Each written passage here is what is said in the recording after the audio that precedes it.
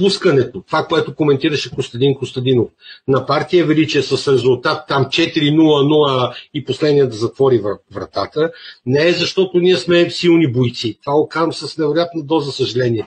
Не е защото сме разкрили делавери, а защото Пеевски по този начин контролира Величие, т.е. парламентарната група, и контролира положението в Народното събрание. Костадинов ти го обясни много добре как се вземаха два депутата от ГЕРБ, от БСП. Както се вижда, ако остане тази ала-бала в момента с още една партия, без ново начало всичко е свършило.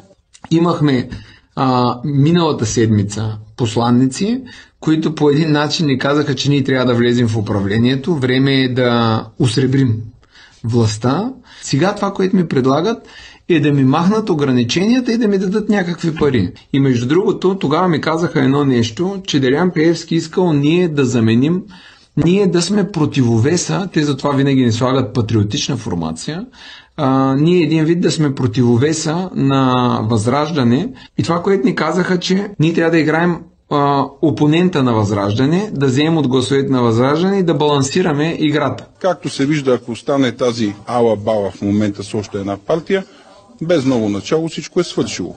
И Делян Пеевски иска да има превес и да дръпне от гласовете на Възраждане.